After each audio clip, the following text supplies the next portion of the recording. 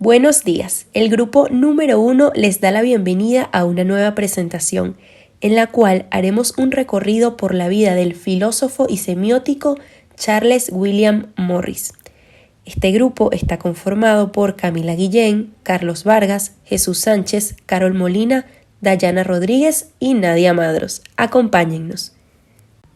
Principalmente para hablar un poco sobre la biografía de Charles Morris, se puede decir que nació en Denver en el año 1901 y falleció en Florida en 1979. Fue un filósofo estadounidense y profesor en las universidades de Chicago, Harvard y Texas. Es considerado como uno de los fundadores de la semiótica. Desde muy pronto estuvo en contacto con los neopositivistas de Viena.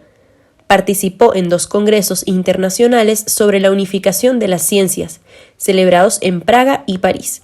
En Estados Unidos se convirtió en el principal centro de referencia del movimiento neopositivista norteamericano, para todos aquellos emigrantes que abandonaban Europa debido al nazismo. Asimismo, Morris tuvo una síntesis de los 6 tipos históricos de personalidad, los cuales son budista, dionisíaco, prometeico, apolíneo, cristiano y maometano. Este personaje célebre también hizo grandes contribuciones a la teoría de los valores, a través de la psicología conductivista unida al esquema conceptual semiótico. Morris recibe su título de ingeniero de la Northwestern University. Allí, intrigado por los problemas de cálculo que enfrentó en sus cursos, se interesa por el significado de los símbolos. Uno de sus profesores lo pone en contacto con la terminología del psicoanálisis freudiano y la obra de George Herbert Mead en torno a la naturaleza y función de los símbolos en el lenguaje. Es por esto que decide estudiar en la Universidad de Chicago bajo la dirección del pragmatista Mead, donde recibe su título de doctorado en filosofía en 1925 con su tesis titulada Symbolism and Reality, resultado de esta etapa de su vida. Allí también conoce la obra de C. K. Ogden e E. A. Richards, publicado en 1923. Su posterior modelo triádico del signo tiene un gran parecido con el modelo de Ogden-Richards. Como pragmatista y fundador de la psicología social, Morris enseña en la Rice University, Rice Institute, de 1925 a 1931. De aquí en adelante se sumerge en los trabajos de Bertrand Russell, Charles Peirce, Rudolf Carnap y Ernst Cassirer. También tuvo contacto personal con los lingüistas Edward Sapir, Manuel Andrade, Leonard Bloomfield y luego con Roman Jakobson. Morris desarrolló una forma original del pragmatismo, que emergió originalmente de su época sobre semiótica. Morris estuvo muy involucrado con el Círculo de Viena de positivismo lógico, particularmente influido por los filósofos alemanes y austriacos a los cuales ayudó a refugiarse en Estados Unidos durante la década de 1930. De tales influjos se destacan los de Carnap y los de Neurath y participó en el movimiento Unidad de la Ciencia. De 1931 a 1947 es profesor asociado en la Universidad de Chicago. En 1938 publica Fundamentos de la teoría de los signos. Su interés por dar un estatuto científico a la semiótica le sumerge en la poesía, la música, la pintura, la danza y el comportamiento vital. Escribió poesía y se vio atraído por nuevas formas de creencia religiosa. De 1948 a 1958 es lector en la Universidad de Chicago. De 1958 a 1971 es profesor investigador en la Universidad de Florida. Organizó el quinto y sexto Congreso Internacional para la Unidad de la Ciencia, y su relación con los filósofos positivistas alemanes y austriacos fue crucial para asilar a muchos de ellos en los Estados Unidos al iniciar la Segunda Guerra Mundial.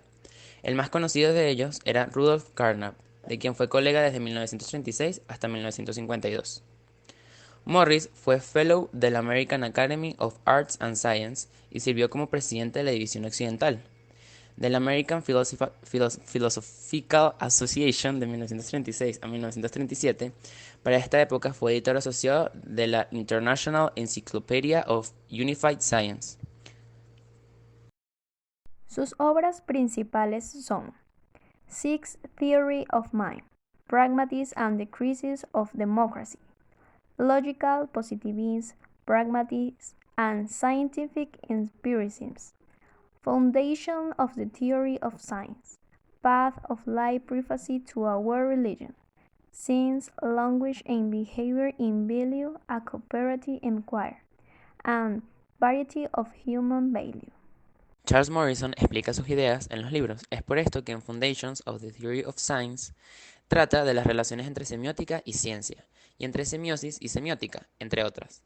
En comparación con investigaciones anteriores sobre los aspectos de la semiótica como metaciencia, las tres dimensiones de la semiosis, la semiótica como órgano de las ciencias, etc., este libro impulsa el desarrollo de la lingüística y la semiótica desde finales de la década de 1930.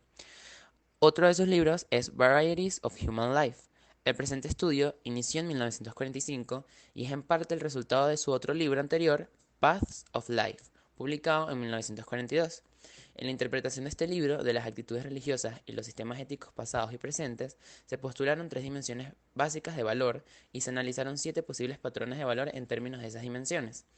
El séptimo de los patrones u orientaciones de vida nunca había sido manifestado por un grupo social importante, pero sí consideró que el patrón era prometedor para el futuro del hombre. Tal análisis de los valores humanos dimensionales y modelados parecía digno de una investigación crítica y sostenida. La creencia de que un estudio científico de los valores también podía promover la empresa de las humanidades estaba relacionada en parte con la tradición filosófica del pragmatismo estadounidense. Desde el punto de vista filosófico, Morris es pragmático y positivista. En consecuencia, reconoce la ciencia experimental como fuente exclusiva de conocimiento. Su trabajo semiótico está fuertemente influenciado por la lógica y semiótica de Charles Sanders Peirce, al punto de que muchos seguidores de Peirce consideran que la obra de Morris constituye una reelaboración superficial y distorsionada de este. Mientras Peirce imaginaba una filosofía semiótica basada en las categorías universales de la percepción y la opinión de que todo pensamiento es signo, Morris quería desarrollar una ciencia de los signos sobre una base biológica y específicamente con el marco teórico de la ciencia del comportamiento. Así, el enfoque filosófico de Morris determina su enfoque semiótico. Funciona el modelo triádico del signo de Peirce con la propuesta de la caja negra del conductismo, una corriente filosófica de base biológica aún muy impregnada por un paradigma mecanicista para desarrollar su teoría semiótica. Su aporte más importante al campo de la semiótica, semiología y lingüística. Morris tomó las investigaciones de Peirce para realizar una ampliación y mejorar a su modelo semiótico. Este personaje también consideró a la semiótica como una disciplina autónoma y como un instrumento para otras ciencias, y al ser humano lo veía como un animal simbólico, y por ende establece que el signo es la base de la ciencia del hombre, ya que a diferencia de otros animales es capaz de emplear signos complejos y también de interpretarlos.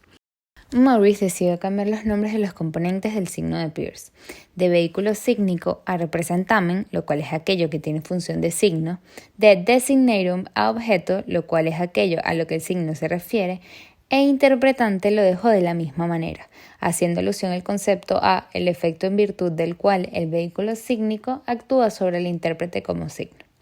Además, Morris se encarga de agregar al intérprete al proceso de semiosis, ya que considera que el sujeto y su interacción son vitales para el proceso de semiosis. Sin embargo, su principal aportación al campo de estudio de la semiótica, además de ser considerado el primer autor de la teoría de los signos, fue su fragmentación de la semiosis en 3 niveles o planos interpretativos. La primera dimensión es la sintáctica. Es la encargada de estudiar las relaciones de los signos entre sí. Es decir, su estructura tiene que ver con una estructura específica ordenada, ya que si se modifican libremente puede derivar a interpretaciones erróneas. Este nivel de dimensión implica. La segunda dimensión es la semántica. Morris plantea en un estudio relaciones entre el signo y su objeto. Recordemos que Peirce divide el objeto de acuerdo con las categorías del pensamiento. En el icono, el signo debe mostrar las propiedades del objeto. En el índice, el signo debe tener similitud con su objeto, pero no debe demostrarlo tal cual, pero tiene que señalarlo. Y en el símbolo, el signo debe ir de la mano con otro signo, una ley o convención determinada. Este nivel de dimensión designa o denota claramente a un objeto. Como tercera dimensión tenemos a la pragmática. En la dimensión pragmática se plantea la relación entre signo y intérprete. Y este no debe confundirse con el interpretante de la tríada sígnica.